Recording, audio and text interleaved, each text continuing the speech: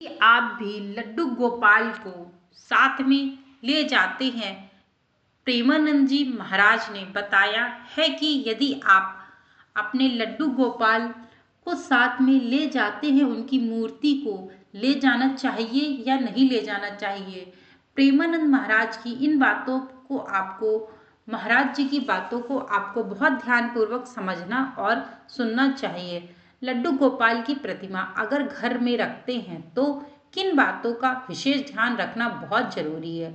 घर से बाहर जाते वक्त लड्डू गोपाल की प्रतिमा साथ में ले जा सकते हैं या नहीं ले जा सकती है। महाराज जी ने बताया है कि यदि आप लड्डू गोपाल की जो प्रतिमा है, छोटी से बाल स्वरूप की जो प्रतिमा है, आप अपने घर में स्थापित की हैं, आप उनकी बिल्कुल बालक के समान पूजा करते हैं, तो आपको उनका किस प्रकार से ख्याल रखना का चाहिए।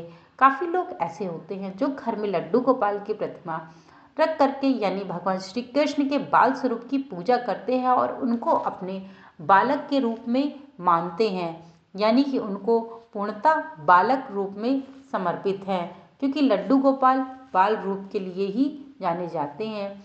जो लोग घर में लड्डू गोपाल की प्रतिमा रखते हैं उन्हें कुछ विशेष बातों का ध्यान जरूर रखना चाहिए। आखिरकार वो कौन सी बातें हैं जिन बातों को आप को ध्यान में रख कर के ही लड्डू गोपाल को अपने घर में पूजा अर्चना करनी है उनकी। महाराज जी ने कहा कि कहीं जाने पर क्या करें। वृंदावन वाले प्रेमानंद महाराज से कुछ समय पहले एक भक्त ने सवाल किया कि कहीं जाने पर ठाकुर जी घर पर अकेले ही रह जाते हैं, ऐसे में उनकी पूजा और सेवा कौन करे और किस प्रकार से उनकी सेवा करें। इस पर महाराज जी कहते हैं कि आप जहाँ भी जाएं लड्डू गोपाल की प्रतिमा लेकर के जा सकते हैं, खासकर धार्मिक जगहों पे। यानी कि आप कहीं भी घूमने जा रहे हैं, तीर्थ यात्रा पे जा रहे हैं, कहीं भी जा रहे हैं, किसी घर भी जा रहे हैं, तो आपको घंटे 1.5 घंटे की बात है तो यह एक अलग बात है, परंतु लड्डू गोपाल को अपने हृदय से बिल्कुल भी अलग नहीं करना चाहिए। यह महाराज जी ने बताया कि अगर घर पर ठाकुर जी की छोटी प्रतिमा है तो जहाँ भी जाएं वहाँ उन्हें साथ लेकर के जाएं और उनकी सेवा उसी प्रकार से करें जिस प्रकार से आप अपने घर पर करते हैं। इसके आगे महाराज जी कहते हैं कि अगर प्रतिमा लेकर नहीं जा सकते हैं तो घर से निकलते हुए एक ठाकुर जी की तस्वीर साथ अवश्य लें। प्रतिमा घर में रखेगी और तस्वीर के जरिए उनकी सेवा आप करते रहिए। यानी कि यदि आप ऐसी जगह जा रहे हैं जहां आप ठाकुर जी की जो प्रतिमा है, मूर्ति है, आप उसको नहीं ले जा सकते हैं, तो आपको ठाकुर जी की एक बाल रूप की छोटी सी प्रतिमा जो होती है, फोटो होती है, उसे आप सदैव अपने पास रखिए और उसी प्रकार से उसकी सेवा कीजिए जिस प्रकार से आप घर पे अपने लड्डू गोपाल की सेवा करते हैं, तो उनकी सेवा आपके यहाँ तो होती रहेगी। महाराज जी यह भी कहते हैं कि ठाकुर जी आपके भावन को समझते हैं, भावनाओं को समझते हैं। जिस तरह आप अपने बच्चे की सेवा करते हैं वैसे ही ठाकुर जी की भी सेवा आपको करनी चाहिए, क्योंकि आपको यदि ठाकुर जी ने आपने यदि ठाकुर जी को अपने बालक के रूप में माना है तो आपको जिस प्रकार से अपने बालक की पूजा, जिस प्रकार से अपने बालक को रखते हैं, छोटी छोटी चीज़ों का ध्यान रखते हैं, ठंडी हो या गर्मी हो या फिर बरसात हो या फिर उनको नहलाना हो या फिर उनको सुलाना हो, इन सब बातों का आपको ठाकुर जी की प्रतिमा का भी विशेष ध्यान आपको रखना होता है। आपको बताएं कि भगवान तो बातों और भाव के भूखे होते हैं, यानी कि भगवान केवल और केवल भाव के भूखे हैं। महाराज जी कहते हैं कि घर में लड्डू गोपाल की पुत्र भाव से सेवा करने के साथ ही परमात्मा भाव से भी पूजा जरूर करनी चाहिए। यानी कि आप पुत्र भाव से अपने हृदय में उनकी पुत्र भाव की पूजा करते हैं, तो आपको इस बात का भी विशेष ध्यान रखना चाहिए कि वह परमात्मा है और परमात्मा के भाव से भी आपको पूजा अर्चना उनकी अवश्य करनी चाहिए। जिस पर घर में ठाकुर जी की पूजा जिस पर घर में ठाकुर जी की पूजा होती है, वहाँ के सदस्यों को शास्त्र विरोधी आचरण नहीं करना चाहिए। ऐसे लोग भगवान को कभी भी प्रसन्न नहीं कर सकते हैं। यानी कि जिस घर में लड्डू गोपाल की प्रतिमा है, उस इंसान को मांस मदिरा आदि का सेवन भूल करके भी नहीं करना चाहिए। इससे ठाकुर जी नाराज हो जाते हैं और कभी भी अपने शिष्य के समान या अपने भक्त के रूप में स्वीकार नहीं करते हैं। गोपाल जी की सेवा करते वक्त से ध्यान में रखें कि पुत्र के साथ ब्रह्म भाव भी रखना बेहद जरूरी होता है। यानी कि परमात्मा से आत्मा का मिलन भी बहुत जरूरी होता है। ठाकुर जी अखिल ब्रह्मांड के मालिक और पिता हैं। यह बात भी आपको बिल्कुल ध्यान में रखनी चाहिए कि जिस प्रकार से आपने ठाकुर जी को अपने पुत्र के रूप में माना है, वह ब्रह्मांड के देवता हैं और उनकी पूजा परमात्मा के रूप में भी करनी अवश्य होती है। असली भक्ति में दैनत होनी चाहिए, अहंकार नहीं होना चाहिए।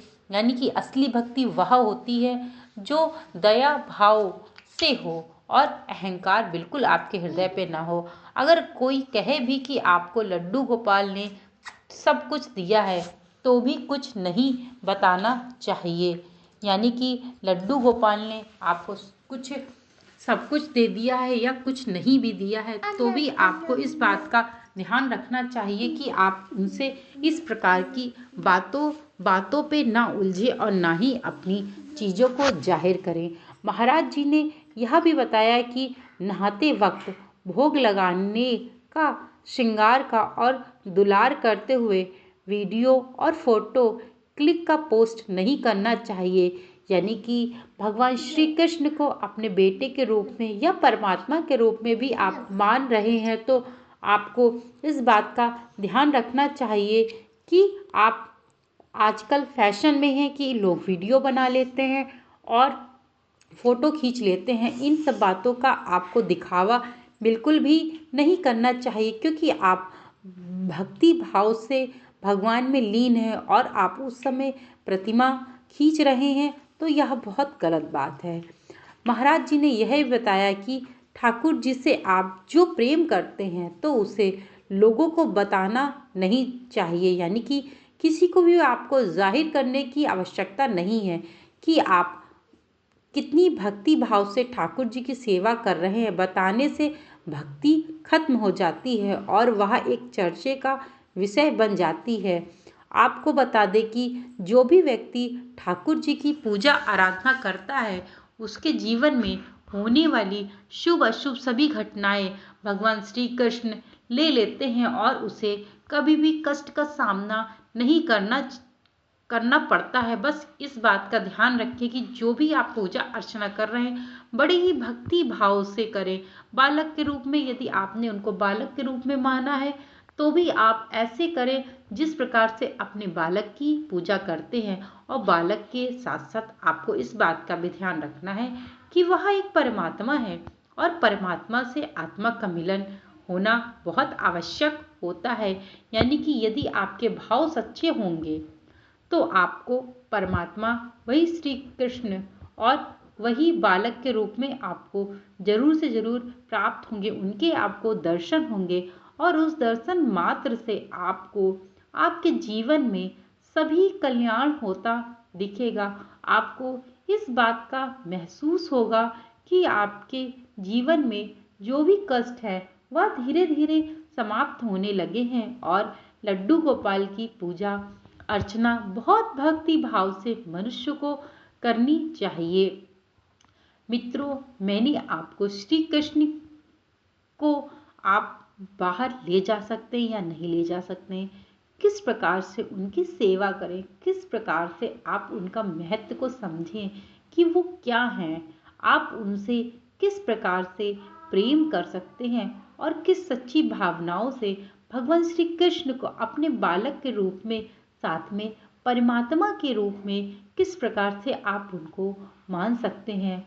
आपको जीवन में जितनी भी घटनाएं हैं, सब आपको भगवान श्री कृष्ण अवगत कराते रहेंगे, यदि आप उनकी सच्ची भावना से पूजा अर्चना करते हैं तो मेरे द्वारा दी गई ये छोटी सी जानकारी आप लोगों को ज़रूर पसंद आई होगी। यदि पसंद आई हो तो आप ज़्यादा से ज़्यादा लोगों को शेयर करिएगा और जिससे हर एक व्यक्ति को इस बात का ज्ञान हो सके। चैनल को सब्सक्राइब करना मत भूलिएगा, लाइक करना मत भूलिएगा। थैंक यू सो मच और कमेंट में जय श्री कृष्ण एक बार अवश्य ही लिखिएगा। Thank you so much video को वॉच करने के लिए।